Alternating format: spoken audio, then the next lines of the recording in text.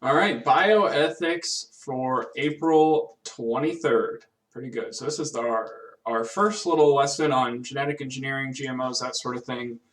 As it turns out, the ethics is pretty similar to cloning. The science is fairly similar to cloning, so it's not a whole lot to talk about, but we're going to talk about the science of it today. And we'll talk a little bit more about the ethics probably next week. After next week, after next week, you'll have 2 more weeks of school left, seniors. So we'll just do some fun bioethics stuff slash your final project because I'm not going to give you a final exam on bioethics. I'll give you a little final project, which you should feel good about because it won't be that bad. But anyways, today the matter at hand: genetic engineering and GMOs. So we're just going to talk a little bit about the science of it. You'll see a lot of links in the presentation today. You can click those links and you'll get all sorts of in-depth videos and articles about more information, because a lot of this is biology and I'm a chemist and I'm like halfway familiar with many of these concepts, but I am not a geneticist. So this is only a brief overview of the science of it. So, definition: genetic engineering is the process of moving genes from one organism to another. So, if you have a tropical aquarium fish and you want it to glow in the dark, you can take those fish eggs, take jellyfish glow in the dark genes, and move them into the fish eggs. That is genetic engineering. You can buy those fish at the pet store right now. I mean, the pet store is probably closed, but you can buy those fish right now. All right, so this happens. It's just moving genes from one organism to another. All right, you can do it for all sorts of things.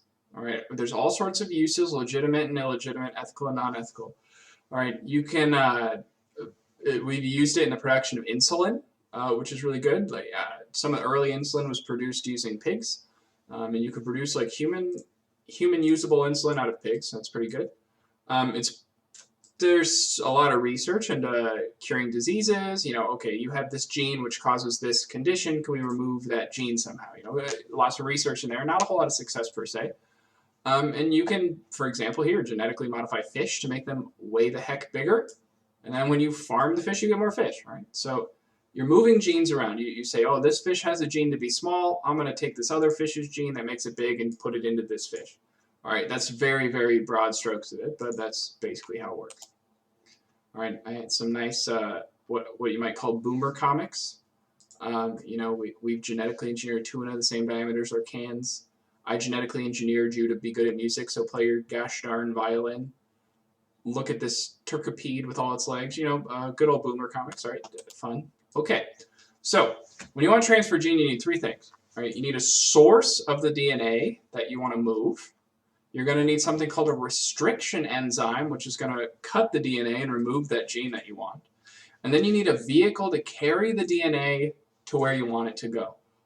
Oftentimes, we use viruses. Right? Viruses work by getting into your cells and messing with the cell's DNA to replicate more viruses. Well, we can make special little viruses or hijack special little viruses, give the virus the DNA sequence we want instead of, like, say, a disease. We can give it the glow-in-the-dark gene, all right, and that virus will infect the little fish eggs and give them the glow-in-the-dark gene, all right, something like that. So you need the source, the restriction enzyme, which is like your scissors, and then you need the vehicle, which is often a virus.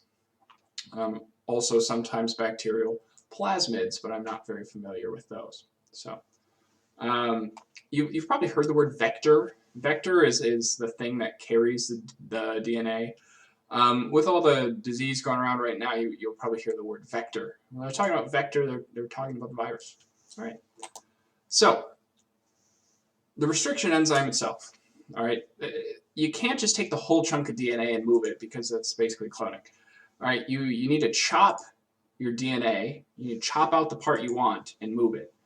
All right. The restriction enzymes are what chop it. All right. The enzymes are very, very specific to what they do or what piece of DNA they interact with or how they interact with all sorts of things. So you make an enzyme that is very specific for the piece of DNA that you want to cut out. And you use that enzyme to chop it out like a pair of scissors.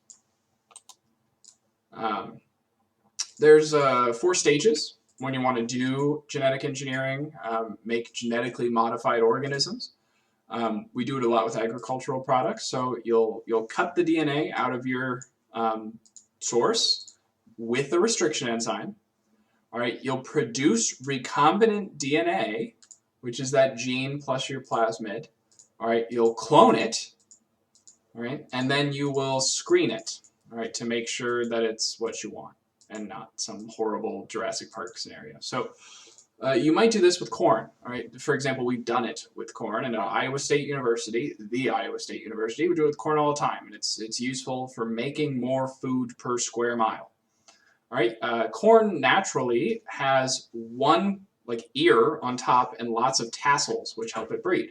Well, there's a gene which causes corn to have one tassel on top and lots of ears of corn on the side.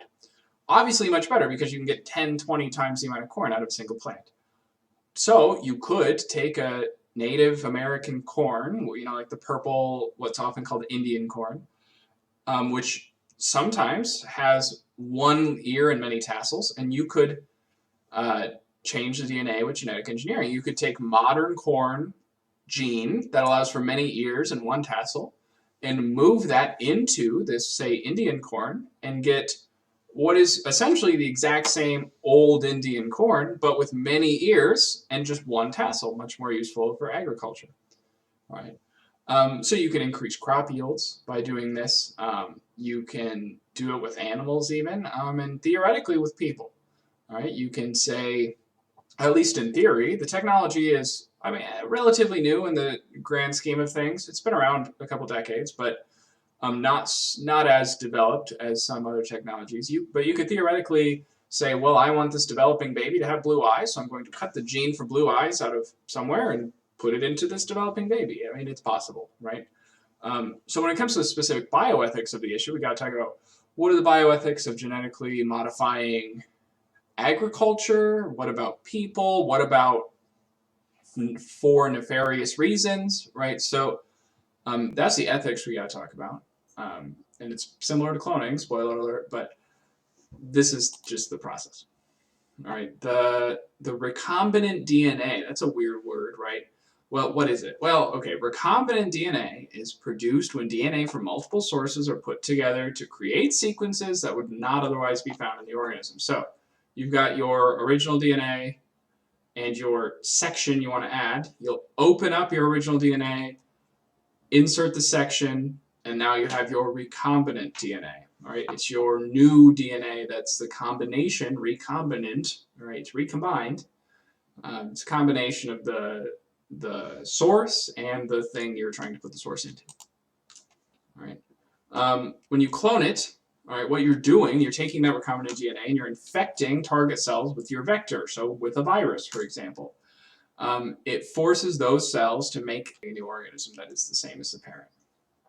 All right. So when you need to infect the corn with it, you take your virus or plasmid and it infects the normal cells and changes, and they reproduce into these recombinant DNA instead of their original DNA.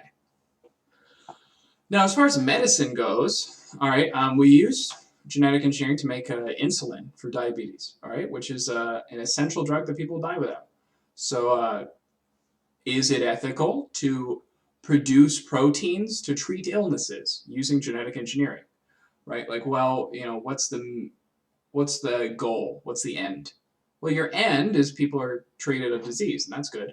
What's the goal? Treat disease. That's good. What's the means? Right? Here's the question. What's the means? Well, we're using science to change animal and plant genes in order to treat disease.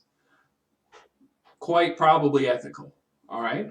If people have a right to use animal and plants for their own benefit, then we seem to be just using animals and plants for our own benefit. And so the production of proteins to treat illnesses seems pretty reasonable. We use this to create vaccines, which is the same thing, right? We're changing DNA in order to treat illness. The replacement of defective genes would be gene therapy, all right? Maybe your genes related to your eyes are defective and you need to, fix them in order to not be blind anymore, right? There's a theoretical treatment there. The question there is, are we directly editing the genes of a human? And is that ethical? And if it is, under what circumstances? Because certainly not under all circumstances, right? If you wanted to edit the genes of a human to give him 9 arms, that seems unethical. If you want to edit the genes of a human to cure his cancer, perhaps ethical, right?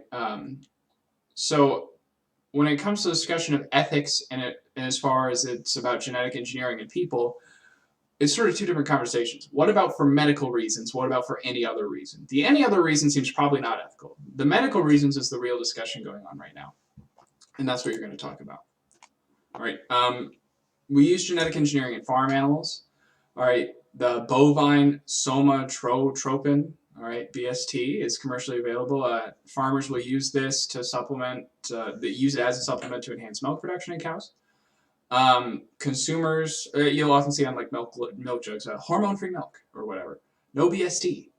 Consumers are concerned because they don't want this artificial hormone in the milk which their children drink, which caution is always sort of advisable, right? But the milk, when you test it, is the same as other milk, right? So long as the milk coming out of the cow is exactly the same as it was before this thing was added, there's really no reason for concern, right? The use of BST is entirely not concerning since the milk is identical. If the milk was not identical, then we'd have a problem, right? So this is how BST is made, a little graphic for you, right? You have your plasmid, you make your recombinant DNA, you put that into the new cell, and it changes the cow's cells. All right, it changes how the cow's cells work in the production of milk. All right, so you could use this process theoretically on many animals for many different reasons, including people. All right, so beyond animals, we use it for a lot of plants. All right, we can use it to make pest resistance or herbicide resistance or more food per crop. You often hear of Roundup Ready corn. It's a big thing in Iowa. Well, it's corn where the genes have been edited to resist Roundup weed killer. All right, the Roundup weed killer will kill everything, but not the corn that has this specific gene. So it's very useful for farming because you can have a field with no weeds and only corn because you can spray Roundup heavy-duty weed killer all over the place and it doesn't affect the crops at all. Makes for cheaper and easier production of lots of food, which is cheap and easy production of lots of food is certainly a good thing, right? You can do it for fun stuff, like make this luminescent jellyfish, make your little fish in your fish tank grow and be luminescent, which we do. That's another question of ethics. You know, the changing of animal genes for the production of food is one thing. What about just for vanity? A real question to ask. So this is our intro to the science of genetic engineering. Your homework is on campus. It's a discussion about genetic engineering. So take a look at that. It's Thursday, so have it done by next Tuesday. And that's it for this week. Next week, we're going to talk a little bit more about genetic engineering and ethics, but not a whole lot more. And then on to the fun stuff. All right, see you next week.